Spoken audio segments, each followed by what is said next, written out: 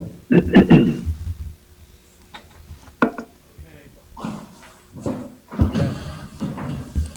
call our meeting to order.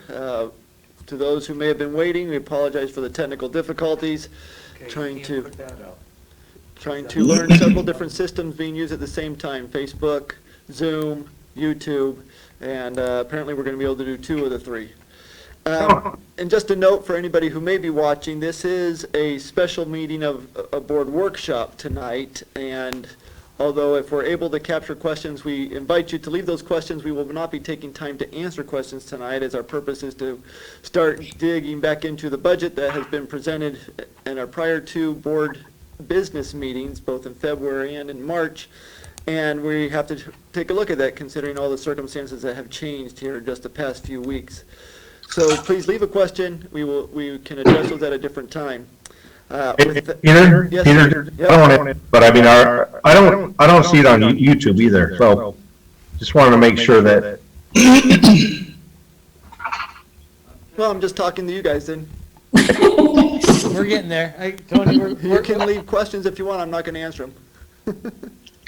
I'm working on my lighting in the house here. When you're done there, well, you can't come over here, but same trouble. At least, Marty, you've got the light from your screen that lights your face. I got it. It's on. It's on. Okay. He says it's on, Tony. I checked it too. Right. Do I need to repeat that? I go for it again. Take 2. Okay, take 2. Apologize once again if you're hearing this for the second time, but we have had some technical challenges as we strive to put together multiple different programs to stream this live. This is a special meeting, a special board workshop specific to the budget tonight.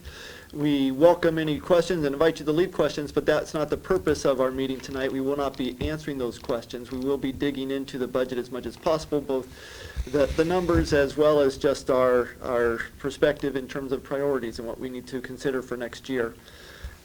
With that, though, caveat for start out, I do need an official motion to approve the agenda as we have it. So moved. Tim, second. Did I see your hand, Damon? So any changes to the agenda? Hearing none, I'll call for a vote. I think we need to have a roll call, or not necessarily go one around. All in favor? Say please. Aye. Aye. Aye. Any nays? Hearing So that none? is 6-0? 6-0 then, right? And do make a note, thank you, that Kevin is absent. Appointment of acting clerk, I move that we appoint Judy as our acting clerk for the night. Can I get a second? Second. Marty, thank you. Any discussion, questions? No, go for a vote. All in favor? Aye. Aye. Aye. Any opposed? 6-0 then. Congratulations, Judy, yet again. Sorry, it's going to be a little weird. I'm not sure quite where to look. I got the camera here, but you all are on the big screen over there, right? So I'm trying to look at you in the eye.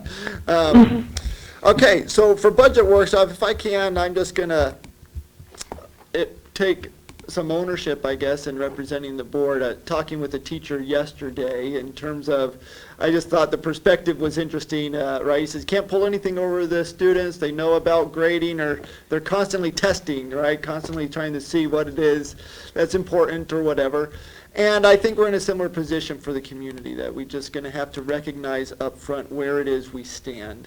We have some knowns, and we still have some unknowns. We know the state has passed a budget, and within that budget, they have provided for 3 look-back periods, 2 of them which happen in their current fiscal year, although one of them's at the very end on June 30th.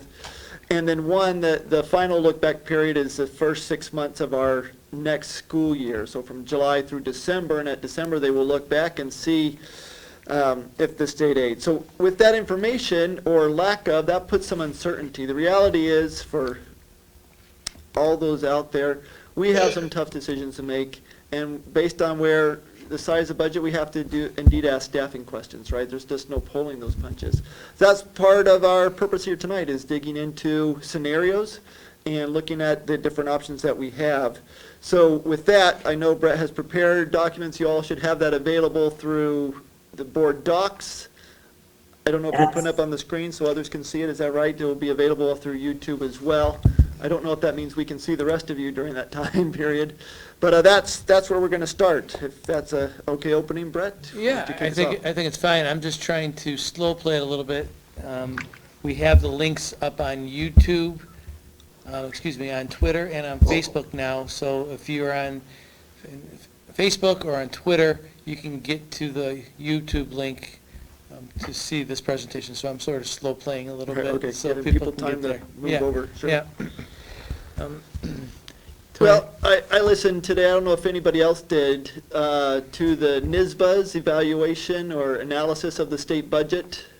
They spent a good hour and a half. I had to jump off at the hour and a half mark for another meeting, so I don't know if others participated, but I think we had heard much of what was in there already. There was some good news, right, about not doing the consolidation of the 10 different, no, I can't think of the word, categories into a single foundation aid formula. So there's some good things that come out of it. I think the more challenging one for us tonight is to what's the degree to which a look-back period could impact us, right? The longer this goes on, recognizing the state's challenge, because we have to recognize it, right? The longer this goes on, the increased loss of sales tax at the state level, which does indeed trickle down to us. The longer this goes on, I think the increased loss of income tax, right, for the lost jobs. And on the other side of the equation, an increase in the safety net programs that the state will have. So the state's going to hit this on a double whammy. So I don't necessarily want to judge them too harshly. Necessarily, I always think education is fundamental, and that's the last place that should be cut in terms of state budgets, as it's a fundamental government requirement that we should be providing. But neither here nor there. The reality is, that there's look-back periods, and we just not quite sure what that will mean. That was excellent. That was good.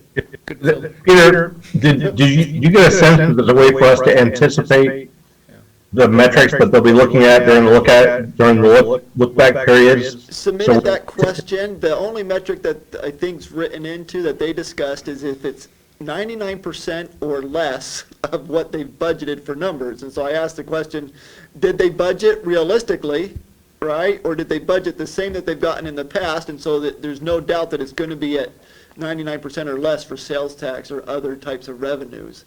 So that's the only metric that was given. If it does not meet that 99% threshold, then the look-back period is engaged. That seems like a given at this point, Damon, right? That the revenues are going to come in lower than 99% of what they budgeted. If you look right now, just the loss in revenue, they're touting a $10 billion loss right now. And, if and when we do move past this phase, getting the economy going and trying to make up for that lost revenue, making assumptions that small businesses, that all the revenue streams are going to start picking up where they left off, that leaves a lot to, lot to conjecture, and, it doesn't look like there's, a lot of positive when it comes to the budget and what's looming. And I keep calling it dramatic economic times, and I think that's what we need to be talking about as we move forward to talk about fiscal sustainability. But we started out with a budget goals and our budget process looking right here. I think you all see that on the screen. It was about class sizes and programming. It was about the mental health needs of our students, connections, and making sure that we're managing our curriculum management expectations. We've been talking about facilities planning, cost containment, and our reserves. Cost containment and the use of our reserves will be very important as we enter into the next phase. This next phase, as Peter was just sharing, I'm characterizing it and trying to frame it in simple terms as preparing for dramatic economic times. Continue high-quality student-centered programming, and maintaining our solvency and the operational integrity of our district, so we can, as is frequently said, manage and control our own destiny We need to prepare for a gap elimination via mid-year aid reductions, and that's our foundation aid. We also have projections on what our revenues in sales tax and income tax will be embedded in this presentation. We want to minimize the impact of mid-year reductions by planning right now. We do have an opportunity to be proactive by managing our current budget circumstances and using reserves to help mitigate any type of shortfall that might occur because of these lookbacks and stalling in our economy as we are predicted to enter into a recession. Again, trying to just maintain our solvency and the integrity of our operations. You can see here is the foundation aid. Can I ask you a question just before you jump into it too much? But can I ask you, is there any situation right now with the financial situation that would impact our 2019, 2020, the current budget? Is there anything that could impact our current financial situations and commitments that we already have working for this year? The first look-back period is April 30th, and then the second one is June 30th. So the June 30th, even if they claw back, actually will impact from a cash flow, not perhaps from accounting, which could be this year. But it's a good question. If you think about how even state aid or sales tax is shared, Damon, it goes to the counties, but it's delayed by several months, right? I mean, what the counties finally get from the state tends to be 6 to 8 weeks behind. So what they get in May will be sales tax starting, in March. So that's when they'll start to see it.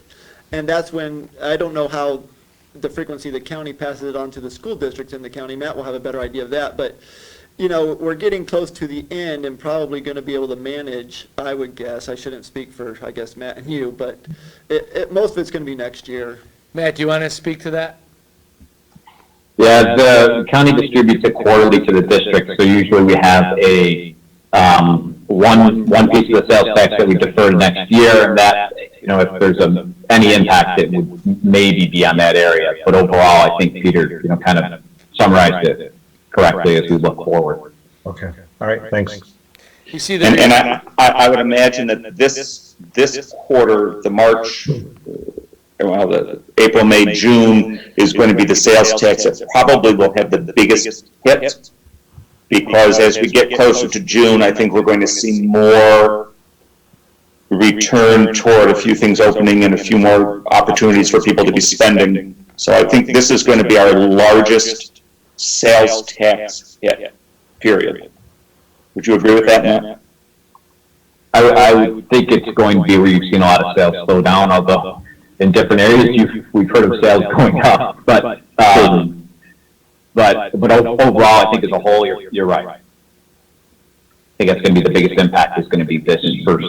Which will be this Yeah, but current budget that we're in.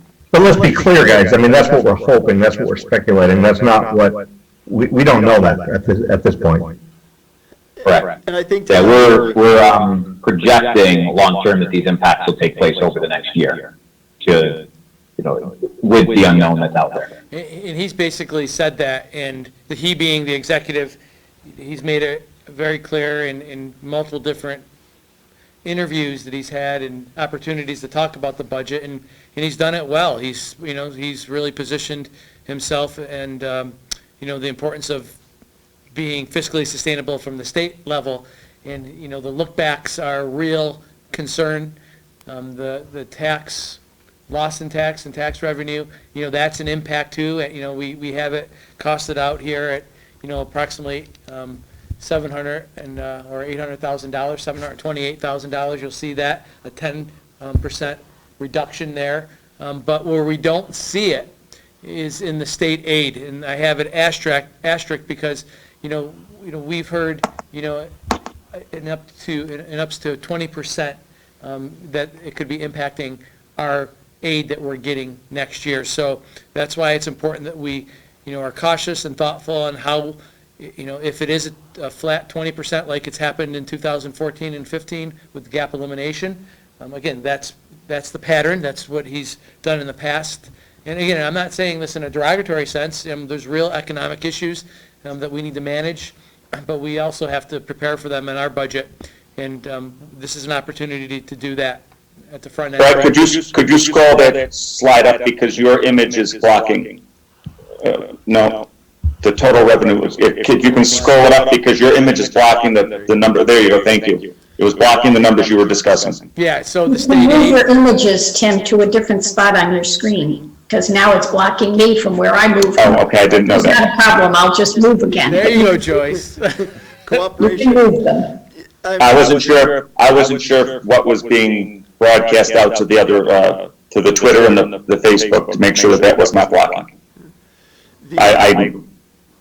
I'll be quiet. Well, one thing I'm reminded of, Damon, to your question earlier too, is no metrics. They said when they do the look back, the budget office will, let me find the right wording, sorry, I found my notes, will create an allocation reduction plan. So there's kind of what Brett is referring to in terms of, will it be 20%, will it be 10%, right? It's looking at the revenues that came in.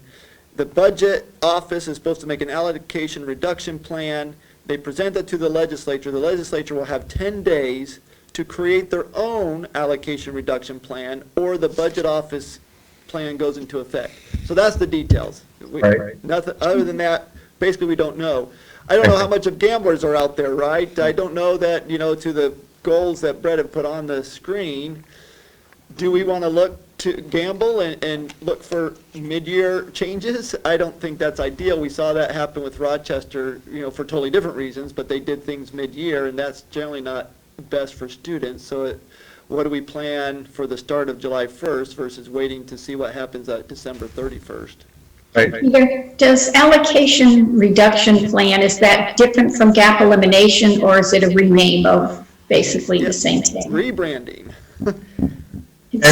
But it sounds like we're going to have a 10-day warning where the governor or the administration will propose a plan, the Congress will have 10 days to come up with their own plan, or it's kind of a microcosm of the budget cycle we have every year to some degree. Yeah, we have 10 days to call our legislatures, right? And And you know how that's going to go. Yeah, we know what happens 10 days after. We make emergency trips to Albany but the other question I have though is that there's this, based on the sales tax shortfall, that's the big downside. On the upside, that we have the federal rescue packages or the potential for whatever. And they're talking about phase 4 of that as well. So we don't really understand the metrics, how they weigh on each other. We're going to have a shortfall in sales tax. We'll have a positive revenue potential from the federal stimulus or rescue. Do you have any feel for how those weigh against each other? Well, he's showing you that now because they already put that in the foundation. The state did decrease the overall foundation aid by the exact amount that the federal restoration makes up for it. So that doesn't impact the sales tax side. That's a different line item than the foundation aid even.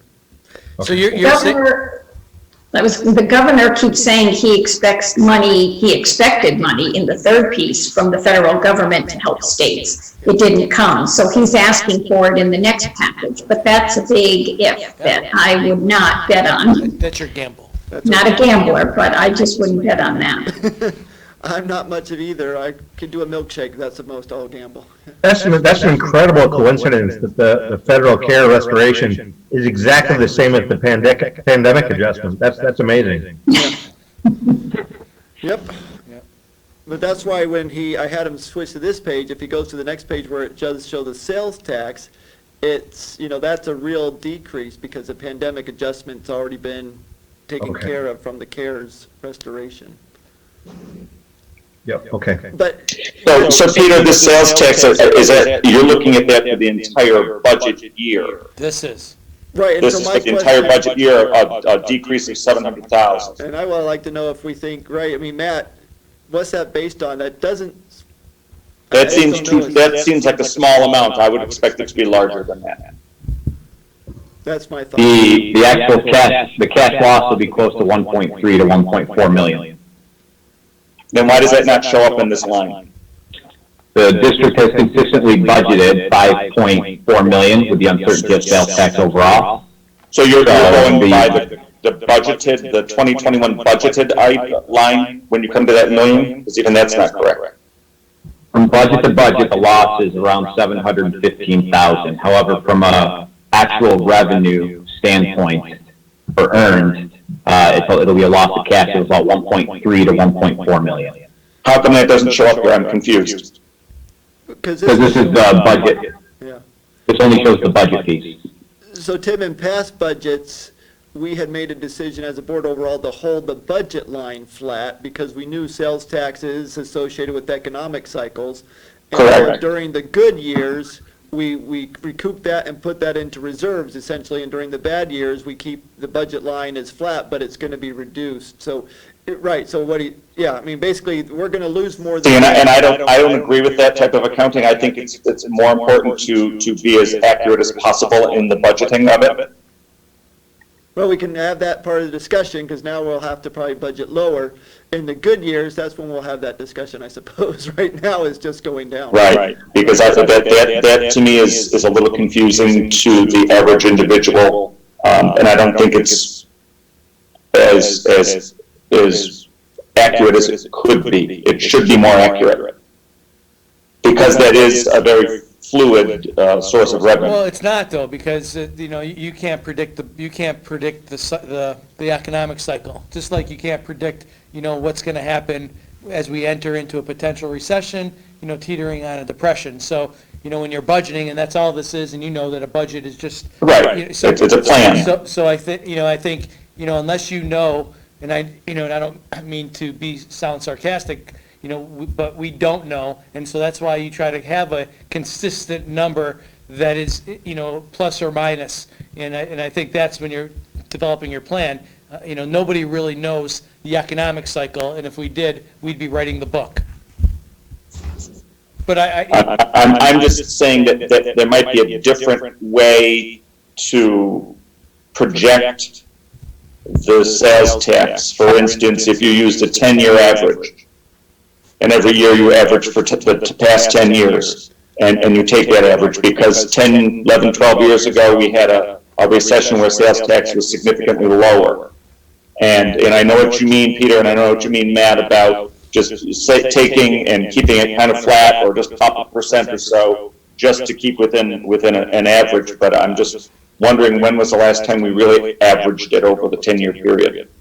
And for showing the reduction, I think you're right, Tim, in terms of letting people know what the real loss. We could add an actual, that's not a budget, right? But here's what we did in 2020, or 2019, 2020. We budgeted. Sure, show the actual for last year's budget. What was it? And so, we're still budgeting lower, but based on, from budget to budget, it's only 11% decrease. From actual to budget, it could be 15 or 20, right? Right. Yeah. And I just think from a transparency standpoint, that's, in my opinion, more favorable. And I don't know, that's hard. I think we could put an actual line potentially in there. Sales tax is one of those where across the state, everybody's dealing with that one. That's a big loss. Right. Yep. So here's the total budget. It's, shaved down a little bit. Matt was able to get some work in on, over the past couple days to take a look at, some salaries, some grants, some long-term subs, and professional development pieces that we were managing in the budget. And, that number is different than what we last saw, the 136,214. The total revenues has been adjusted, and these other pieces, the transfer from debt fund, the assigned fund balance, gives Hey, us. just a technical issue for, oh, never mind, I'm sorry. I'm trying to watch the YouTube at the same time. I thought we lost picture of the slide, but we're good. We good? All right. So the current estimated revenue shortage is now 2.3 million as we enter this next phase of the budget. And again, that's just for this year. This is not taking care of or into account next year when there's those lookbacks. And I think that's important to recognize. There's two parts to this. There's this budget cycle, resolving the $2.3 million and, looking at ways to manage that number. And as we roll into next year, being able to prepare for the potential or the predictable shortcomings there. So, in anywhere, that could be up to $4.7 million. Right, that's. Okay, so this is not taking into account Nope. a percentage reduction in the state aid. The foundation aid specifically, because state aid Right, overall is right. higher, but yeah. So obviously this 2.3, just from what we know, will most likely be larger by the end of the budget cycle. What'd you say? I lost that. What'd you say, Tim? I said, just knowing what we know and what we can surmise, this $2.37 million line is going to be actually larger once we get to the end of our budget that we're working on. And if we think the last recession represents the extreme, right, which was 20% of our foundation aid, so 4.7 million, yes, Tim, the combined makes this right around 7 million total potential gap. In the next year, though. In the next year. In the next year. Right, yep. Right. But also partially this year, because if they start taking that money away as the year progresses, this number is going to increase. So it can make it challenging for the assigned fund balance Right. potential. We are having some savings that I think probably helps prop that up for this year. I don't know that. I mean, we should let, again, Matt join in there, but some of our savings, fuel costs and other things, energy costs, that's why we're wearing jackets here in the room, right? Sorry for Fairport Electric, by the way. Right, some of those savings can help still shore up the assigned fund balance for next year, but not sure about the year after. Yep, and I think that's where we got to find that sweet spot where we are managing in this year's budget, making sure our kids have quality programming, our teachers are supported, at the same time being able to prepare for the fiscal woes or uncertainty that we're needing to be ready for.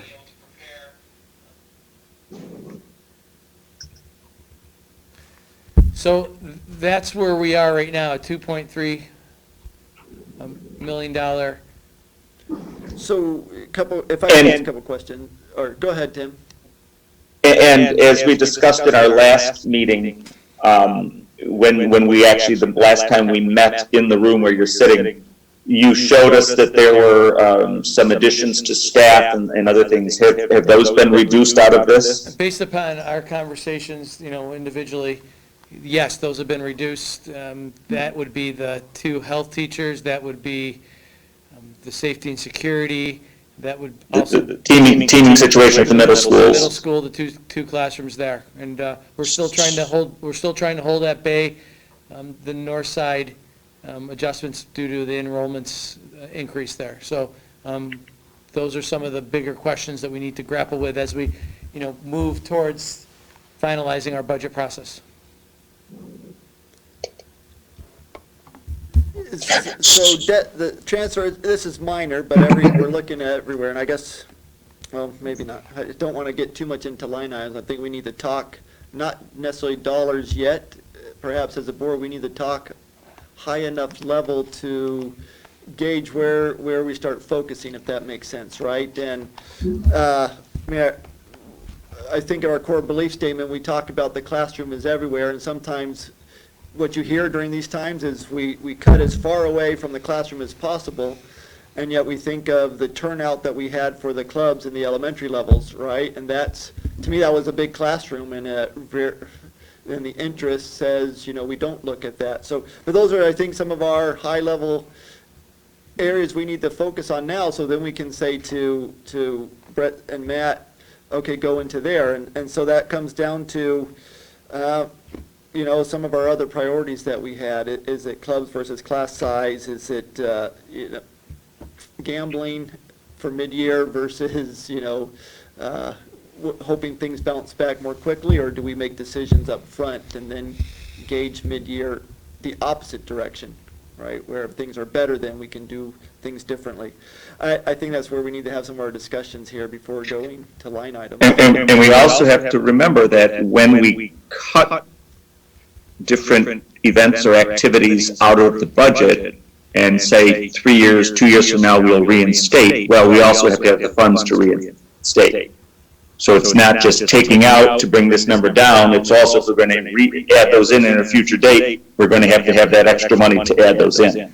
So that's where the operational analysis comes in, Tim, as to what you're frequently talking about, is making sure that you're putting the dollars where you can use them to guarantee that sustainability for the future. And, we talk about reserves and the benefit of reserves. This will be a time where our reserves will be able to help us transition and move through this in not such a polarizing manner that we've seen in other years. And we do have some to talk about. So I should have listed that off as where our high-level discussions. We have some reserves, we have some that haven't been touched ever, right? Money set aside. And so, do we consider that, since it's never been touched in 10 or 15 years, reallocating it, not renaming it, but closing it out and moving it over to where it's more accessible to the needs we have? But again, so I guess I kind of opened the floor overall in terms of that. I think we can get caught up in where these numbers are coming from, but I'm not sure that's the best place to use our time yet. Before we go any further, Brett or Matt or Peter, have any of you heard anything more about how the budget is going to be operated this year? In terms of the vote? Yes. No. If there's going to be a vote, or not a vote, or, I know there's all sorts of discussion going on right now. That was asked on the call today with NISBA, and the answer is still not sure. It's still either June 1st or later, and I hadn't heard anything else. So right now, in my mind, we're planning for a June 9th vote until they say otherwise. And that's because we need to make sure we get our notices organized and, properly posted. They're in such a, they have such a unique situation going on in downstate. When we talk about budget votes, they're not even worried about, the details that we need to worry about. So I understand why they're holding off on that. Hopefully, we're going to have more guidance within the next week or so, just to get confirmation, because there was a couple different options that the executive has right now in his hands. It's the June 9th vote, or, having the school boards just for this year make a decision, based upon your majority, and if you go over over the tax cap, then, there would be a process to account for that. But that hasn't been determined yet. Just review of public votes. They held a public vote in Wisconsin today, and from what I saw in the news, it was not an easy thing to do. Yeah. They'd had a primary vote today, and they said people were waiting hours in lines just to get in and cast their ballot. And then a lot of people just said, I'm just not going to vote because I'm not going to risk my health. So. Yeah, that's what we have to, I say we have to watch, but it'll partly be up to the governor and executive order on that. And right now, I can see why he might have his mind in other places. But he's been so strict about this distancing that if we're still in a similar place come May, mid-May or end of May, I can't see him having people line up with their masks on to vote like we're seeing in today's primary vote in Michigan, wherever it is. I just think that, that decision, is it the governor who makes this whole decision, or is it state ed, or? It's the governor. Governor. It's his order. He has a little bit on his plate right now. He does, and he does have both of the recommendations, on his, right in front of him. So I think when it comes time, his advisors will continue to push him, and then he'll make a decision of confirming the June vote or the Board of Education vote. Now, with the June vote, since that's where it stands currently, have all of the other dates been adjusted to when things have to get in, when we have to have our public thing and all of that? Are all those dates adjusted out too? It's been challenging to manage that, and Matt and Christina it's sort of like a yo-yo, so we're going to coordinate that. That was my next piece with them, coordinate those notices, making sure that we're doing all that we can and as much as we can with the limited time and, the change in plans. So that's next. That's our goal. But did the governor extend each of those dates? Nope. And that speaks to, again, they're not worried about our timelines, understandably, and I'm not judging that. Yeah, You know, he's got big things on his plate. we spent about 10 minutes talking about this yesterday amongst our Monroe County superintendents, and, that's what our district superintendents are telling us. Joanne and Dan.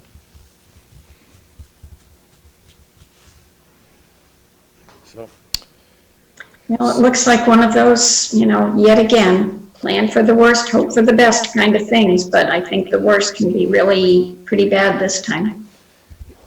It's just so sudden, it does make it worse than what we, Yeah. would want. can I stop sharing? But compared to so many things going on, it's, you put it in perspective. People are dying, people are losing their jobs, all kinds of things are happening, so we're just in the mix. And I don't think those jobs that people are losing are going to come back as quickly as some people thought they would. Because you've got a business that's been out and closed for 3 months, they don't have any capital, they might not have any capital to even reopen, and if they can reopen, they're just gonna bring in skeleton crews until they can start getting revenue in the doors, so then they can start adding to their employee base, because it's gonna be a while. And that just is part of the challenge, right, Tim? I think you're right, that the longer this goes on, and we don't know how long that will be, the more challenging it gets for us, because it gets that challenging for everybody. Right, I mean, it's Variable in New York that I wonder about is how much of the sales tax revenue is generated from, actual retail or, restaurants versus the stock market, right? The stock market trades. And slightly different from this crisis, from the last crisis, is that the stock market seems to be, it's not a total collapse and meltdown like it was in 2008. Anyway, it seems to have rebounded a little bit in the last week or so. So, it's just going to be interesting to understand. Maybe, Matt, you'd have a better feel for that. But in 2008, it was really, the market just collapsed. And I think the revenue of sales tax from market trades was a huge impact to not only sales tax, but also to ERS and TRS and everything else. what you see, and I've heard this on the news the last couple of days, is a lot of the big corporations, a lot of them are not failing like we had the banks collapse in the 2008, 2009. The auto industry, we don't have to bail them out because they have cash. So a lot of the bigger industries have cash. Some of them bought stock back, so they don't have the cash, but a lot of them have cash reserves, so they're able to continue to build automobiles. They're able to continue to make mortgages, and people are still buying houses, and people are now starting to be able to buy cars online, but it's going to be a long time before it goes back to what it was back in So February. Tim, that's true. It's the larger corporations seem to be, moving along. It's just middle America, right? And it's the Small business. Thank you. Yep, and I think that's where you generate a lot of your income tax from. And That's right. So that's where it becomes unpredictable, and that's why, I feel responsible and to paint this picture, and then we need to be able to create a budget that gives our kids the very best, but also prepares for dramatic economic times, and doing it in a way that's not polarizing to our school community, because of strong financial positions that Matt and the board has gotten us in over the past several years, we can manage it by being strategic and thoughtful moving forward, instead of waiting to have it happen to us.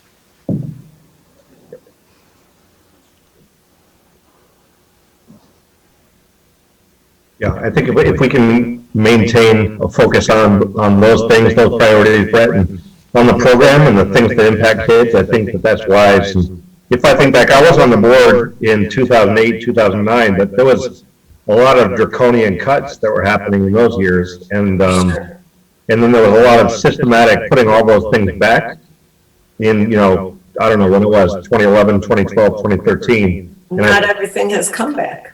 Yeah. So I think that, trying to control that process and prioritize what we're investing on and into, I think that's the prudent way to go. So did you want to start that out with any suggestions in terms of, right, what our focus is, not the dollars necessarily, but, we've had a mental health focus, and to the degree we've already taken out the 2 health teachers that were being recommended, right, but what do we want to keep as our priorities before we dig into the numbers? Is it mental health at the top? We need to go back up to the top of the budget goals and look at those 4 goals that we have, and we need to reevaluate those 4 goals that we have. So I have it on my screen. We can share again, though, if you need it.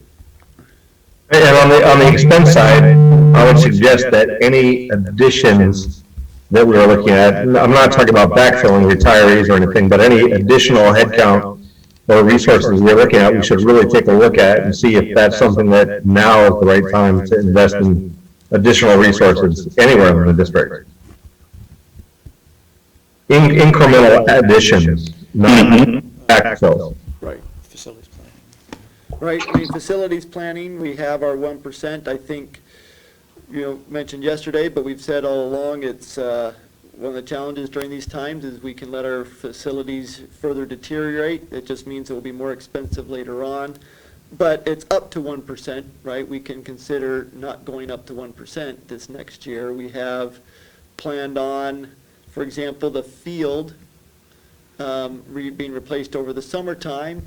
Did we get results back on that? There was going to be testing to see if we can extend that at least another year for its useful life. I think that's definitely worth putting out there. Matt, what do you have in the budget for the facilities upgrade and infrastructure maintenance? Did you put the full 1%? No, it's not the full 1%. It's $650,000 in the buildings and grounds side and $150,000 for modern learning environment equipment and instruction. And most of that 650 was for the field? Yes. If we took the field off and went with a smaller number, I don't know, I'll just throw out numbers for now, I'm not trying to get line item, but say 300, what would it be allocated to? And then hoping that means the field is still usable for the multiple teams that use it for at least 1 more year. And I don't expect an answer on that necessarily, that's just trying to throw out different scenarios there. So those are the questions that we're going to be grappling with over the next couple weeks. And I think as we come back to the table and we do another public presentation, we'll be able to share, that 2.3 or $2.4 million that we were just talking about. Where are we with that number?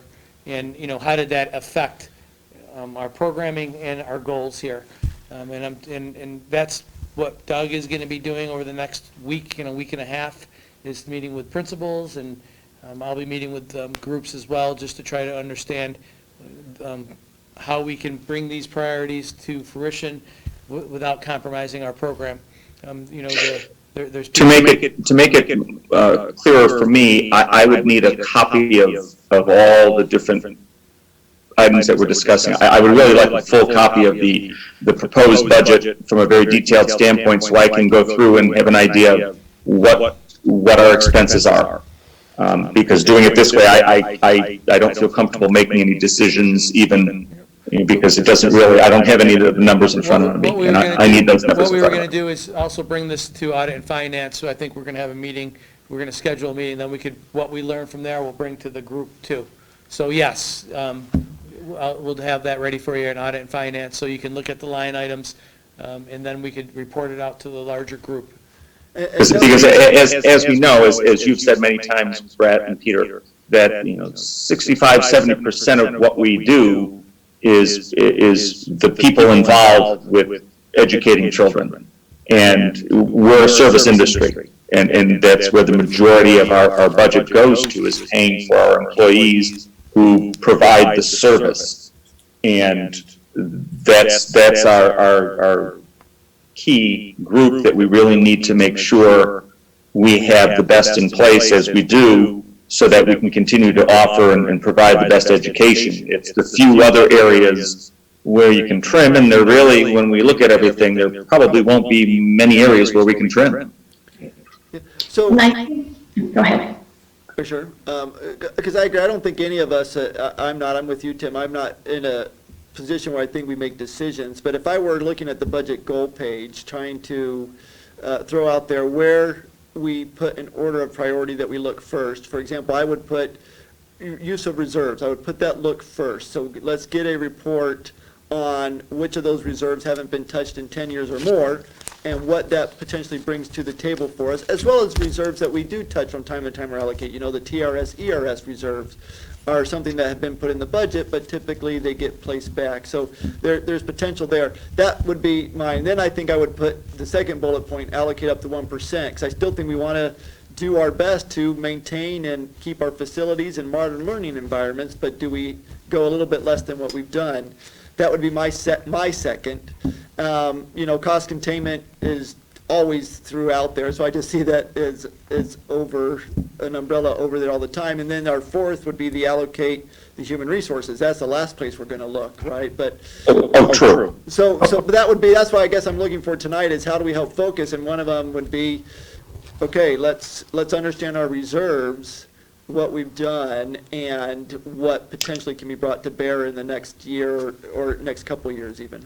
And which of those reserves can we actually tap into? Because some of those reserves are specific reserves that can only be used for specific purchases and purposes. So we have to make sure which reserves we're looking at. Yeah, and some, though, are more easily reallocated by a board decision versus some that go to the broader vote. So construction, for example, that's not the right word, capital reserves, right, are ones that always go to voters. But I'm trying to remember which one it is that hasn't been touched. Man, maybe you can remind us of one of the liability, or not liability, one of the reserves where it's just been around for 15 years, and that we, I think, on a pure board vote, can decide to reallocate it to one of our other reserves.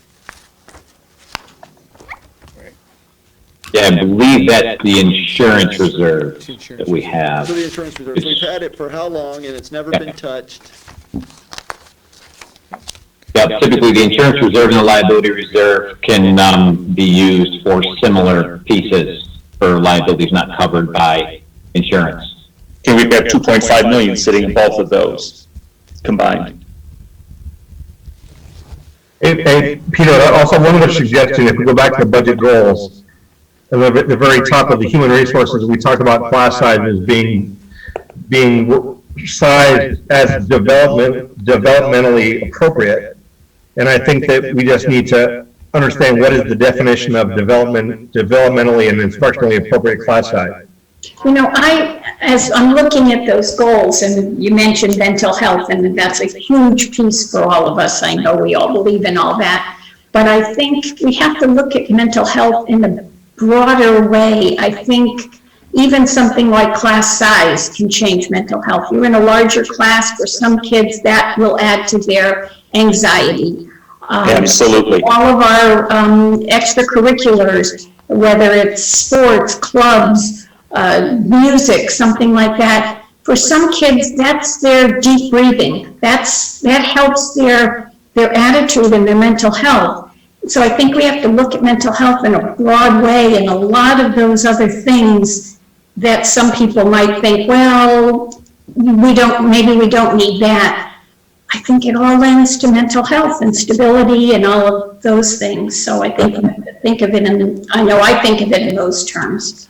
So, Mental health is not just, do we add more psychologists or social workers? Exactly. That's what I mean. It's not, Absolutely. don't take away the psychologists or there's so many pieces that go into that mental health. And as we've been told in the past couple of years, the number of students that we're getting in a regular classroom that need extra attention from a mental health standpoint are increasing. So like you said, Joyce, if you've got a classroom of 25 kids and you've got suddenly 5 in there who have some needs that really need to be met from a mental health standpoint, if you had 22, it would be a little bit easier. It would be a lot easier if you had 20. You're right. I mean, it's just, those do not happen independently of each other. So wondering out loud, and this is truly a wonder, so I hope it's not foot in the mouth where you're not sure what's going to come out next. But are we learning anything during this unfortunate situation that allows us to apply it and look at both of those in that broader sense, Joyce, as you say, and I think it's fantastic.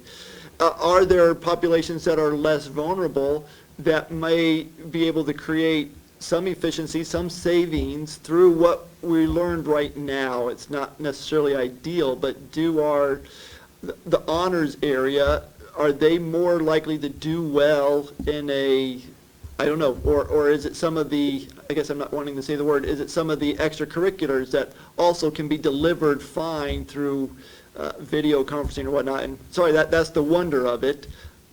That's not a decision at all. I'm just trying to put out there how we look at things differently and more broadly. I've spoken to a lot of kids this past week or two, and I said, so you bored yet? And they said, yes. I said, what do you miss most? I miss being at school. Believe it or not, yes. They wouldn't say that in the summertime, but they're going to say it now. Absolutely. Right. Yep.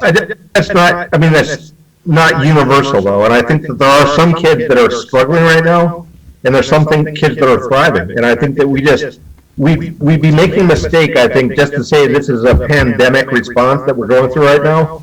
We have to look, I think, at the things that are working well, and we have to really adopt those as being ways of, if you look at the third one down, a variety of ways to connect to students in our schools.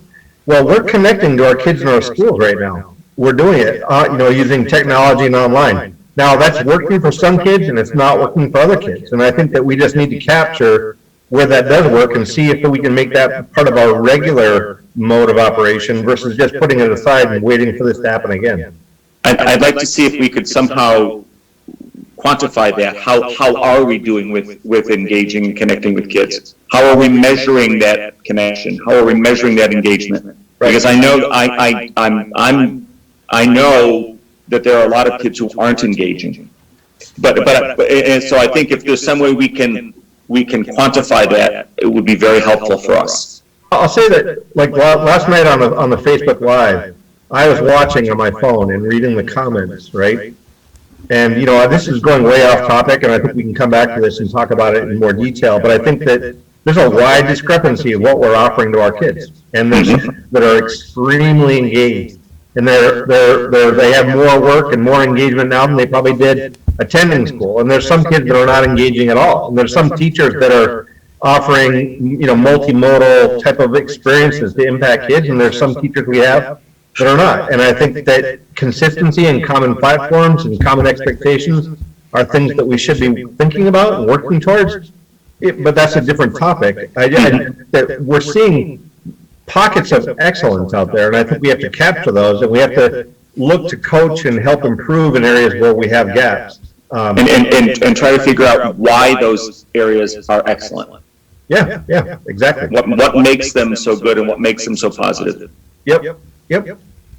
And still, I think we can probably cut some of the chalk out of the budget. Yep. Yeah. That's a lot Biggest coming from chalk user is gone now. I thought chalk was non-negotiable for you, Tim. Oh, I've got a stockpile, Oh, okay. along with my toilet paper and masks. Right.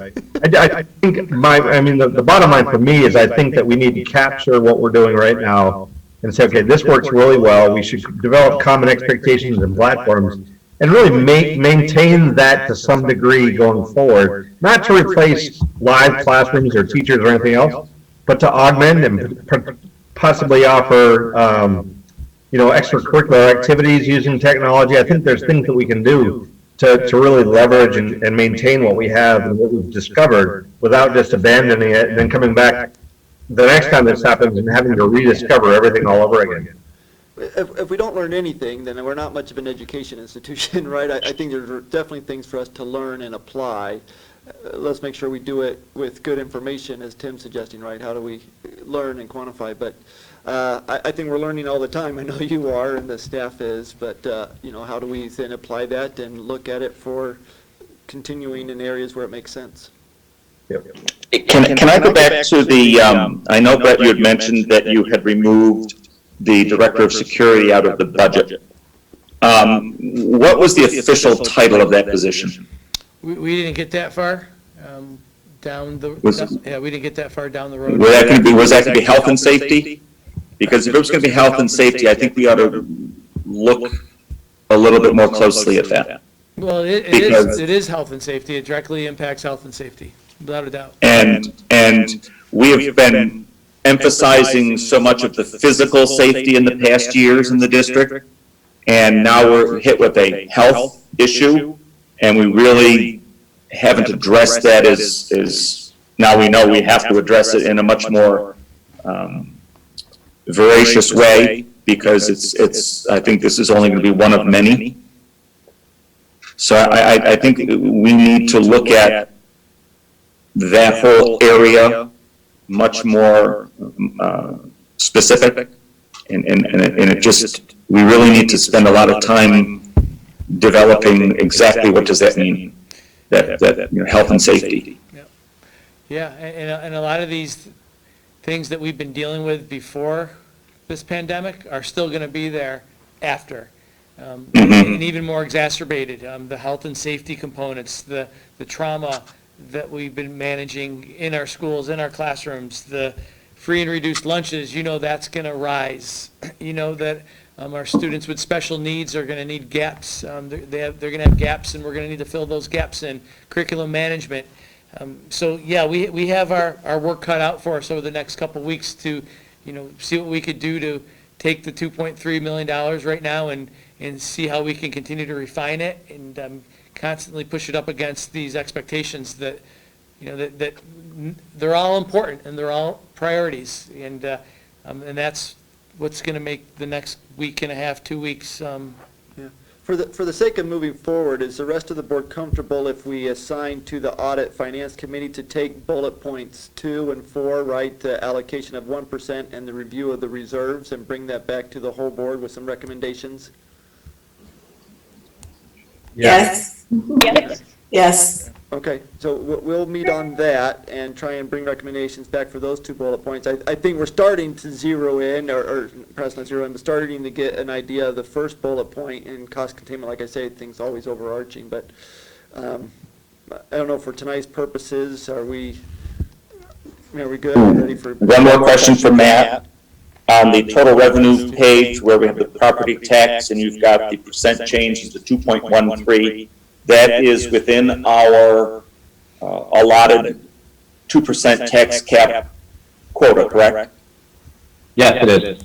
And that's again, that is the levy, not the rate. Correct, that is the levy, not the rate. I think if we noticed, we also saw the town cancel the reassessments, Right.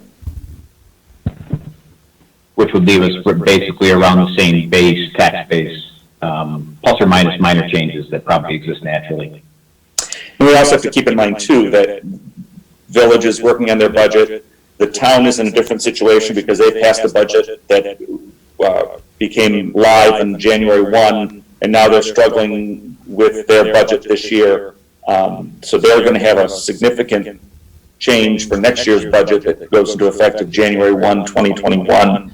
So, the smallest impact we can have on our residents overall, I think we need to really work hard to make sure that we have the smallest impact on our residents from all areas. I know we've worked in the village, and we've brought that down to significantly less than what we originally thought once we got into this mess. Yep, there'll be people hurting out there for sure. Okay, are we comfortable with the discussion for today, and we have some assignment for audit finance? If that's the case, When's the next meeting that we have around budget? Monday. so our workshop's Monday the 13th, right? And obviously this becomes a higher priority. It wasn't necessarily a budget time other than to finalize a few of the outstanding, but now we're back into the thick of things. Okay. And again, we're still following as if we were having a May 19th vote, correct?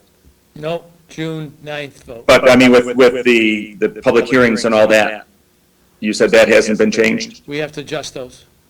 But we're doing that Okay. on our own. It hasn't been changed by the governor necessarily. We're just assuming with June 9th that we can, generally work backwards to what would have been the Okay. same, similar time. Okay. Yeah. So we do have a little bit more time this year.